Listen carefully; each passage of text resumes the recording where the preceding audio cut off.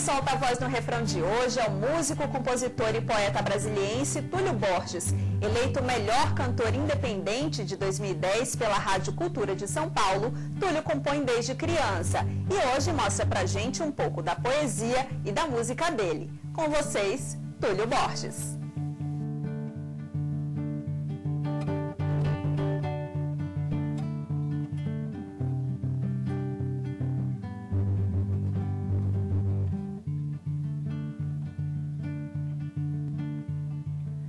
De morreres de amores tu fingiste, o juízo pacífico alopraste, meu castelo de sonhos tu ruíste, meu chuvisco sereno trovoaste.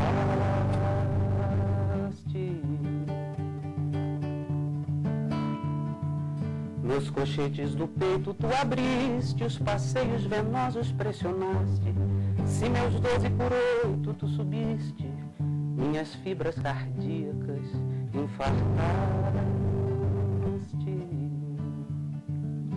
O sofrer de minha alma tu poliste, contra o próprio sangue guerreaste. Baionetas e adagas preferiste, o cachimbo da paz tu apagaste. O sofrer de minha alma tu poliste, contra o próprio sangue guerreaste. Baionetas e adagas preferiste, o cachimbo da paz tu apagaste. Nossos trilhos dormentes dividiste, as camas sedosas encrespaste, vinhos e jantas consumiste, teus caninos rangentes palitaste.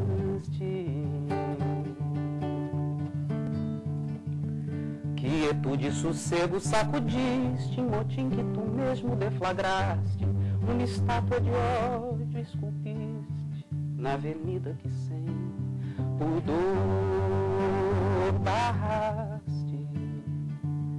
O sofrer de minha alma tu poliste, contra o próprio sangue guerreaste.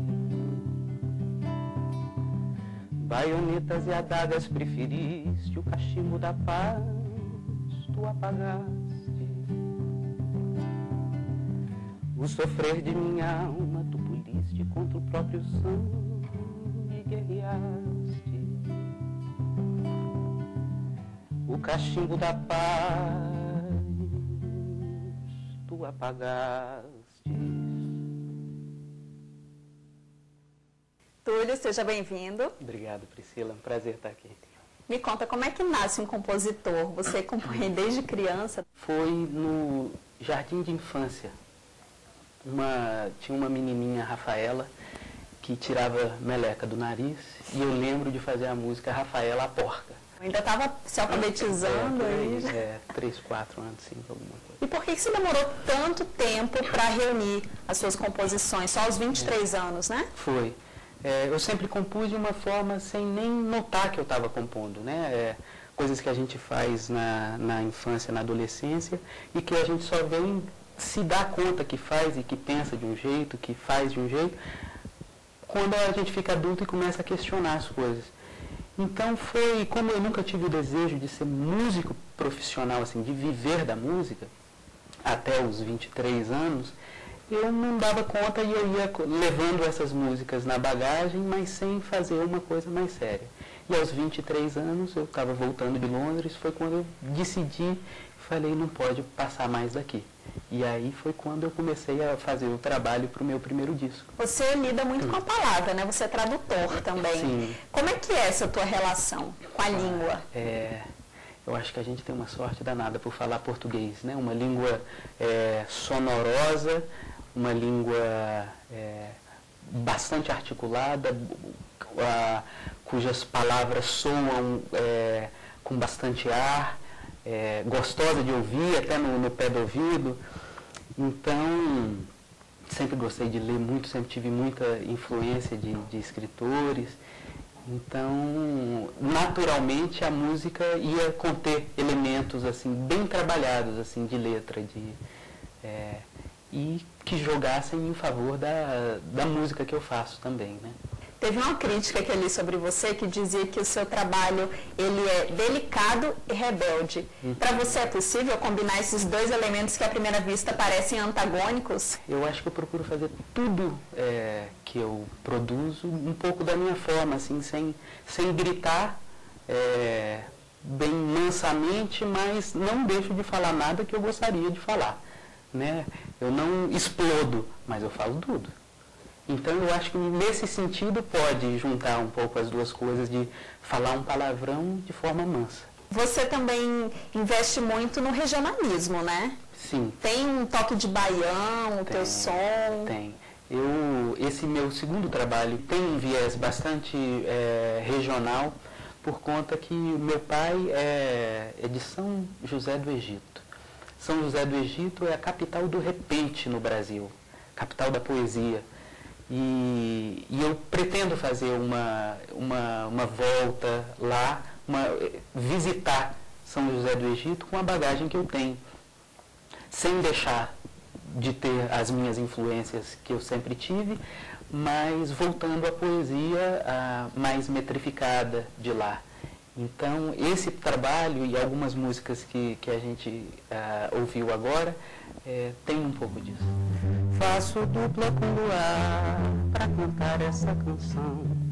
Cada vento na pinguela vai soprando a estação. Minha prece ilumina o varal da solidão. Hoje a festa é sem festa, né, São João?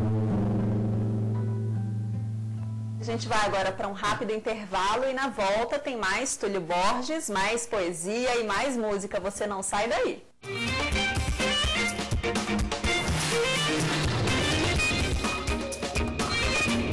O Refrão está de volta e hoje eu converso com Túlio Borges, eleito o melhor cantor independente de 2010 pela Rádio Cultura de São Paulo. Túlio, vamos voltar aqui a conversar. No bloco anterior a gente falava sobre as tuas influências, né? Regionais. Quais são as outras músicas ou gêneros que você costuma escutar? Eu gosto bastante de jazz, bastante de música brasileira, música folclórica, MPB eu escuto bastante. Estou antenado com o que está acontecendo na América Latina, assim, com os mais importantes. Eu sou um aficionado por música. Então eu ouço demais. Além do prêmio da Rádio Cultura, você ganhou outros prêmios também, né? Ganhei. Eu ganhei o prêmio Sesc de Música daqui de Brasília, uma vez, fiquei em segundo outra vez. Ano passado ganhei o prêmio da Rádio Nacional FM de Brasília. Fui premiado também na Semana da Canção Brasileira, um festival importante em São Paulo, entre outras participações em festivais. Teve uma música tua, São João, que também ganhou um prêmio. O que ela tem de diferente? São João é uma música importante para mim porque ela marca uma parceria minha com Gessie Quirino, um grande poeta paraibano. Eu mostrei essa música para ele, que foi feita sob a influência de um poema dele, da personagem de um poema dele. Então, e ele ficou encantado, fez uma apresentação para o meu disco e daí começou uma parceria importante com a qual eu fico felicíssimo, porque ele é uma das vozes poéticas mais importantes da poesia nordestina e brasileira hoje em dia. E como é que acontecem essas parcerias? Do poema, às vezes eles trazem para você e você faz a música e vice-versa? Como é que acontece? Acontece de toda sorte. Esse ano eu estou mal acostumado porque eu estou com parceiros fantásticos. Climério Ferreira, aqui em Brasília, que tem sido um parceiro constante, Gessie Quirino, que eu falei, então a Luiz Brandão, Vicente Sá, vários poetas, então eu tenho recebido muita letra. Então, ultimamente, eu tenho um cardápio de letras assim que eu tenho utilizado, então eu tenho escrito pouco. Mas acontece de toda forma, às vezes eu mando melodia para alguém, às vezes alguém me manda uma melodia e eu escrevo alguma coisa. Você pode dar uma palhinha pra gente? Dou. Uma recente com um grande amigo e parceiro, Totti. Meu adorável trovador, a minha casa é sempre sua, como a praça, a vila e a rua, são motes pro campo dor. Pois venha sempre que quiser pra um café, biscoito e prosa, canções pra brindar a vida que pode ser saborosa. No mais estamos sempre aqui, eu, meu filho e companheira, somente pra lhe ofertar amizade verdadeira. Quanto mais agradecido, mais a vida tem oferta. Coisa boa é ter amigo, eu nunca vi coisa tão certa. E por aí vai. No seu primeiro CD teve uma participação super especial da Dona Inácia, né? Que é sua segunda mãe. Inácia Maria da Conceição foi uma pessoa que ajudou minha mãe a me criar. Trabalhou na casa dos meus pais por muitos anos. E foi ela quem trouxe parte do Brasil que a gente não vê muito em Brasília. Brasília é essa bolinha e a gente não tem muita influência do negro em Brasília, né? Não vê tanto. Do Nordeste menos. Então foi ela que me trouxe, assim, que me puxou pelo pé, olha, isso aqui é Brasil. Então, e é uma pessoa que é importantíssima na minha vida, né? Assim, em todos os aspectos. Então, nada mais natural do que chamá-la para o disco também, porque musicalmente ela foi importante. Eu não sou religioso, mas ela é multi-religiões. Ela tem todas as religiões em si, uma pessoa simplíssima, mas muito conectada. Então, em casa ela cantava tanto músicas católicas, quanto pontos de umbanda, assim, sem querer converter ninguém, mas ela trabalhando e fazendo e cantando essas coisas, que foi uma influência muito importante para mim. Então, uma homenagem também. É uma homenagem, um agradecimento. Quais são os teus projetos para 2012? 2012 eu pretendo terminar de gravar meu disco chamado Batente de Pau de Casarão, que eu já estou começando a trabalhar nele, e fazer vários shows de lançamento em Brasília, Rio, São Paulo, de repente para o Nordeste também, está fazendo falta esse lançamento lá. Você quer deixar algum contato, e-mail, telefone, para quem quiser conhecer mais do teu trabalho e entrar mesmo em contato contigo? Sim. Se for na internet, no Google, procurar Túlio Borges, vai encontrar bastante coisa, mas pode ir também no MySpace, www.myspace.com/Túlio Borges. Tem o e-mail de contato também do primeiro disco, que é euvenhovagando-no-ar@gmail.com. Vou ficar feliz com o contato de todos. Túlio, muito obrigada pela participação, Priscila, aqui no Refrão. E você não sai daí, porque no próximo bloco tem uma conversa super bacana sobre música e direito. E é no quadro Pauta Musical. Não saia daí. São João faz 12 meses que eu não sou nada sem ela. Sou só a cópia do cara que eu era. São João, santinha, o sonho de uma vida inteira. Eu a metade mais fraca e triste dessa brincadeira.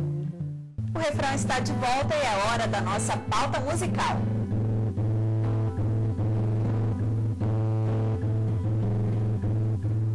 No quadro Pauta Musical de hoje, você confere a música São João, de Túlio Borges e Antony Brito. A interpretação é de Túlio Borges. São João, faz 12 meses que eu não sou nada sem ela. Sou só a cópia da cara que eu era. São João, santinha, o sonho de uma vida inteira. Eu a metade mais fraca e triste dessa brincadeira. Barbante sem bandeirinha, nossa festa sem fogueira. Vós sois o frio da noite, santinha, o fogo e eu sou a poeira.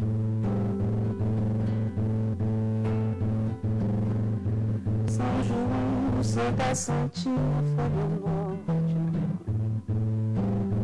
Na escuridão da vida foi vagabundo. E agora São João que o resto da cinza esfriou, que a vela do barco sem rumo o sopro do destino emprenhou. Dai-me o sinal do farol de qualquer outro porto que eu vou, atrás de outra fogueira que aqueça outra festa de amor. Faço dupla com luar pra cantar essa canção. Cada vento na pinguela vai soprando a estação. Minha prece ilumina o varal da solidão. Hoje a festa é sem festa, não é São João. Toda semana você acompanha a análise de uma música por um especialista. E o nosso convidado de hoje é o professor de Filosofia do Direito, Paulo Bosco. Professor Paulo Bosco, é um prazer recebê-lo aqui no Refrão hoje. Que bom, eu fico muito feliz pelo convite. Professor, essa música São João fala de uma festa super popular no Brasil, né? Uma festa católica, né? Festa católica. Isso. Como é que o Estado ele pode garantir a liberdade de crenças, já que no Brasil a gente tem não só o catolicismo, mas também os protestantes, as pessoas que frequentam a Umbanda, o Candomblé? Isso é muita brasilidade, isso é uma ideia de que nós temos uma cultura muito rica. E, de fato, a Carta Constitucional, ela garante a liberdade de religião, a ideia da liberdade da escolha da religião. E isso não só leva-se em consideração o catolicismo, como qualquer tipo de manifestação de religião. E o que eu acho interessante a gente ressaltar aqui é que o direito ele faz com que haja uma proteção dos direitos fundamentais, ou seja, o fundamento do ser humano, como a gente vê a questão desse interlocutor, porque é um homem que ama e é sofredor. A música trata disso. E ele faz uma prece ao santo, ou seja, ele entra em contato com a sua fé para poder, digamos que sanar a sua dor. E isso é muito ligado ao Brasil profundo, né? O Brasil do interior. Eu percebi aqui na letra, por exemplo, quando o Túlio fala de pinguela, né? Pinguela é essa ponte tão frágil que o interiorano atravessa de um lado para o outro. E nisso tudo eu percebo que o direito protege algo que é fundamental no ser humano e em nós brasileiros. O que a gente poderia levar em consideração aí? Uma maturidade do Brasil, porque nós temos tão pouco tempo de Constituição, 1988. Nós já tivemos em 1824 uma Constituição que protegia somente o catolicismo, isso porque éramos profundamente ligados ao Império. Mas agora não, agora nós somos uma diversidade de religiões, que parte do cristianismo, protestantismo, catolicismo, e que vai até as nossas raízes mais profundas, como o candomblé que você citou ainda há pouco. Eu fico muito feliz nesse sentido, porque de um lado nós temos, eu vou usar aqui, tomar a licença de usar uma frase, um dito de Jesus, ele diz assim, dar a César o que é de César e a Deus o que é de Deus. Então, essa parte do direito positivo, que é a parte da ordem pública, ela garante o a Deus o que é de Deus. E isso, obviamente, colocando cada ordenamento no seu lugar. Uma coisa, obviamente, são as coisas temporais, é a ideia do valor humano, e outra coisa é o estar diante de Deus, é o valor divino, que é a ideia da prece, né? Como que diz assim, que o resto da cinza esfriou, que a vela do barco sem rumo, o sopro do destino empenhou, dá-me o sinal do farol. Ele pede alguma coisa nova, ele ama uma mulher, mas pede algo de novo. Ele quer partir para um plano que esse diante de Deus, a prece, para arrancar a dor de dentro do coração. Isso é belo, isso é bonito. Isso é voltar às raízes, né? A população brasileira convive bem com essa diversidade toda? Eu acredito que existe, no plano velado, mas muito velado, ainda existam, digamos que, anomalias, no sentido de não aceitarmos essa diversidade. Mas num plano geral, num plano de ordem pública, nós somos uma sociedade, nós somos uma cultura que tem aprendido a viver com a diversidade. Não obstante, existam, digamos, essas anomalias, que seriam, digamos assim, discriminação ou segregação. Com as religiões menores? Não, eu acredito que isso é muito difuso, isso é muito peculiar de cada indivíduo.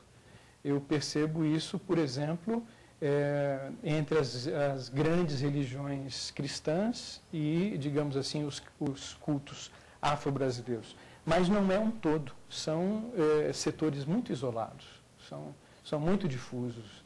Ele ainda é visto à margem? Quem? Ou a religião, essas pessoas que cultuam... Sim. Eu sou professor e vou contar aqui uma particularidade. Peguei uma turma minha de alunos que estavam estudando antropologia da religião comigo e fomos um sábado à noite. Eu consegui um terreiro de candomblé, aqui numa cidade de Planaltina, perto de Brasília, para que os alunos tivessem esse contato com o fenômeno da religião. E quando começou aquela roda de santos, uma das alunas virou para mim e disse assim: professor, mas é tão parecido com o carnaval. E eu disse: pronto, lá dentro do meu coração já consegui fazer muitas ligações no coração daquela aluna.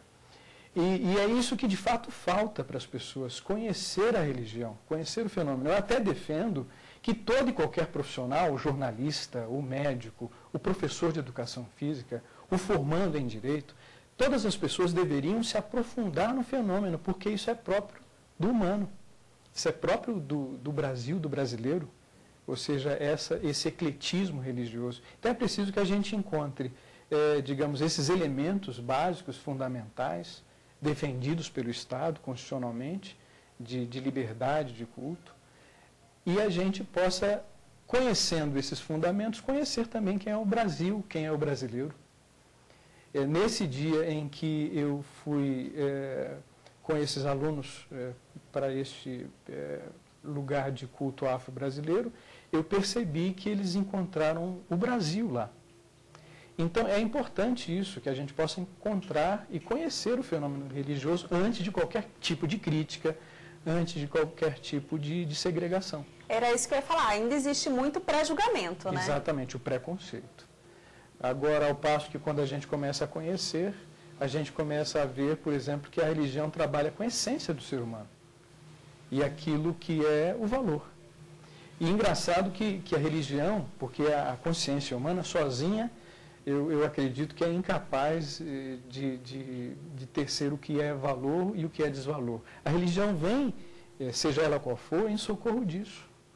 E o mundo atual, a gente pode olhar as crises que estão por aí nos Estados Unidos, na Europa, eu acredito muito, é porque o ser humano tem se afastado muito da ideia do valor, da essência do valor, que, por exemplo, a religião oferece. Quando o Estado, quando o direito positivo diz que podemos ter a liberdade de culto, é porque estamos defendendo o fundamento do próprio ser humano, o fundamento da própria democracia, do bem-estar, da república. Ou seja, é defendendo a fonte, porque é do costume, né, do meio da família que surgem os valores, que surge a prece, que surge a admiração pelo santo, né, São João. Então, esse homem, no meio do sofrimento, encontrou o santo para dizer: olha, eu estou sofrendo aqui. E imagine você, quantas e quantas pessoas não encontram na fé a sua maneira de, digamos assim, de acalmar seus sofrimentos, de dar resposta ao seu sofrimento. Professor, muito obrigada pela participação aqui no Refrão hoje. Eu que agradeço pelo convite.